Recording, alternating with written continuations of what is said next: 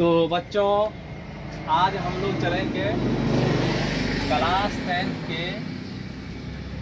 Mathematics का प्रश्नावली 4.4 का क्वेश्चन नंबर 5 आज हम लोग हल करेंगे। तो क्वेश्चन कह रहा है,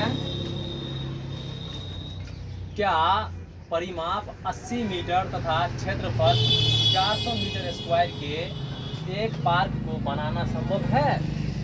यदि है तो उसकी लंबाई और चौड़ाई ज्ञात कीजिए। हम लोग इस तरीके के क्वेश्चन में सबसे पहले पार्क की लंबाई और चौड़ाई मान लेंगे। कैसे? तो देखें, लिखेंगे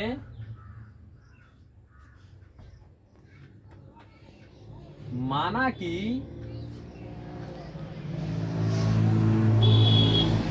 पार्क की लंबाई,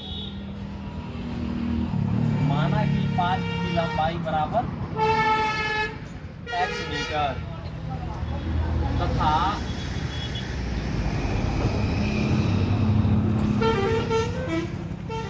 चौड़ाई बराबर y मीटर। ठीक है। और हमको कुछ कुछ दिया है, जैसे कि पार्क की परिमाप, पार्क की परिमाप कितना दिया है? 80 मीटर तथा पार्क की चौड़ाई जो दिया है, पार्क की चौड़ाई मुझे दिया है 400 मीटर स्क्वायर, 400 मीटर स्क्वायर।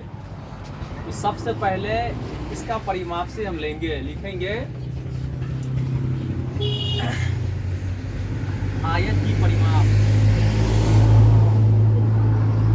आयत की परिमाप, परिमाप बराबर 2 इंटू लंबाई इंटू चौड़ाई। यहाँ पे मैं आयत का परिमाप इसलिए लिखा क्योंकि पार्क जो है एक आयत के तरह ही होते हैं, इसलिए मैंने पार्क की जगह पे आयत के परिमाप लिख डाला। ठीक है। यहाँ पे हमें आयत की परिमाप यानी कि पार्क की परिमाप 80 मीटर दिया है, यहाँ पे मैं लिखूंगा 80। उसके बाद चलेंगे 2 इंटू लंबाई, लंबाई को मैंने x मान रखा है तो यहाँ पे लिख देंगे x, प्लस चौड़ाई को मैंने y मान रखा है तो लिख देंगे y। उसके बाद 80 ज्यों का त्यों लिख देंगे, 2 को x से गुना करेंगे तो 2x, फिर 2 को प्लस y से गुना करेंगे तो ये हो जाएगा प्लस 2y। कितना हो जाएगा? Plus 2y। अब इसको काट देंगे, 40 दूनी 80, 2 एकम 2 प्लस 2 एकम 2, यानी कि हमको आ जाएगा x प्लस y बराबर 40। यहाँ पे y बराबर 40 और ये x इधर से लिखाया तो y का मान हमको निकल गया 40 माइनस x, y का मान निकल गया। ठीक है। अब हम लोग करेंगे आयत की क्षेत्रफल। तो यहाँ पे लिख लेंगे आयत की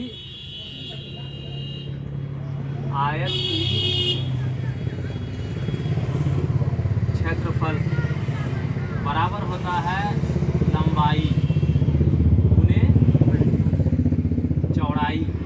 यहाँ पे आयत की क्षेत्रफल, तो आयत की क्षेत्रफल कितना है? 400 मीटर स्क्वायर। यहाँ पे लिख लूंगा मैं 400। लंबाई को मैंने क्या मान के रखा था? x, क्या x। उसके बाद गुना है इंटू में दे देते हैं चौड़ाई। चौड़ाई का मान हमको कितना निकला? y के जगह पर लिखेंगे 40 माइनस x। ठीक है। अब 400 के ज्यों का त्यों लिखेंगे, x को 40 से गुना करेंगे तो 40x हो जाएगा, फिर x को माइनस x से गुना करेंगे तो ये हो जाएगा माइनस x स्क्वायर। ठीक है। उसके बाद करना मुझे ये है कि इसको पहले इस साइड कर लेता हूँ 40x minus x 5 square minute. और बराबर 400। अब यहाँ पे आगे करते हैं। आगे कैसे करेंगे तो देखें, आगे मैं लिख लेता हूँ 40x, उसके बाद माइनस एक्स स्क्वायर और माइनस 400 इक्वल टू 0 लगा देंगे। ठीक है, और यहाँ पे हमारा एक्स स्क्वायर माइनस में है, इसको प्लस में करने के लिए मैं चिन्ह को बदल दूंगा। ये प्लस है, ये माइनस हो जाएगा, ये माइनस है, ये प्लस हो जाएगा, ये भी माइनस है, ये भी प्लस हो जाएगा। ठीक है, मेरा बदल गया। अब मैं इसको इस तरीके से लिख सकता हूँ, एक्स स्क्वायर माइनस का 40x और प्लस का 400 इक्वल टू 0। अब इसका मैं शून्य निकाल सकता हूँ। तो फर्स्ट वाला और लास्ट वाला को गुना करेंगे तो ये हो जाएगा 40x स्क्वायर। कितना हो जाएगा 400x स्क्वायर। कितना हो जाएगा 400x स्क्वायर। अब देखो फर्स्ट वाली ऐसे ही लिख देंगे। अब 400x स्क्वायर को मैं लिखूंगा माइनस 20x और माइनस 20x। ये मैं इसलिए लिखा क्योंकि माइनस 20x और माइनस 20x को जोड़ेंगे तो माइनस 40x हो जाएगा।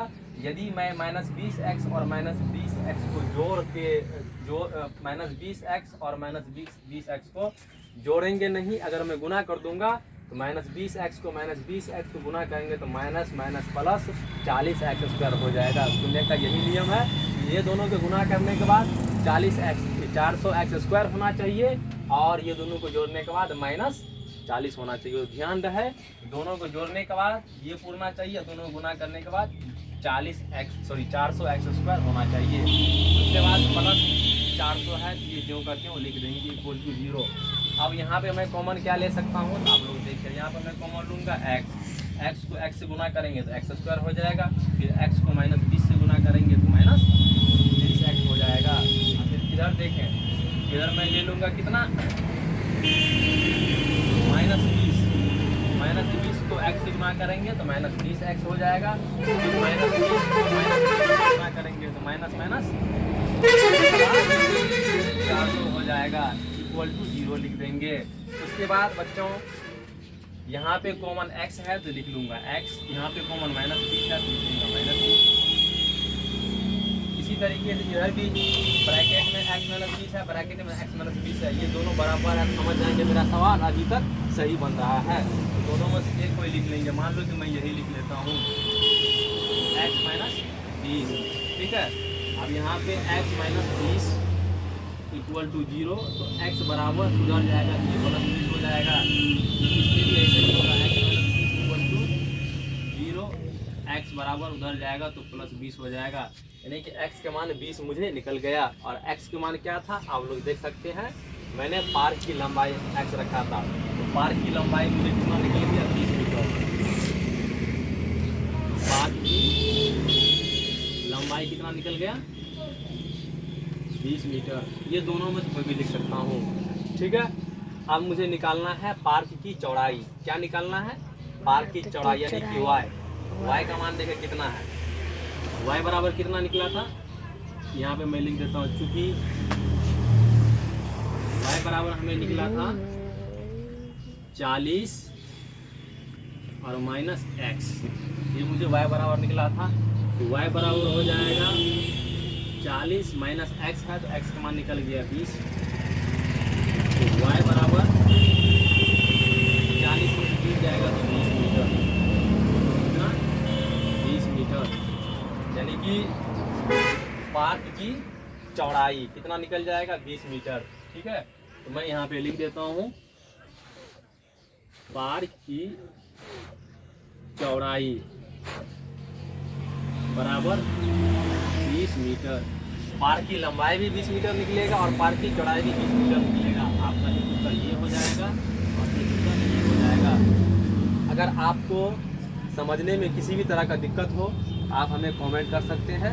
अगर वीडियो अच्छा लगा हो तो हमारे वीडियो को लाइक करें, और जो बच्चे अभी तक चैनल को सब्सक्राइब नहीं किए हैं तो तो प्लीज़ आप हमारे चैनल को सब्सक्राइब कर लें, आपको इसी तरीके का वीडियो मिलते रहेगा।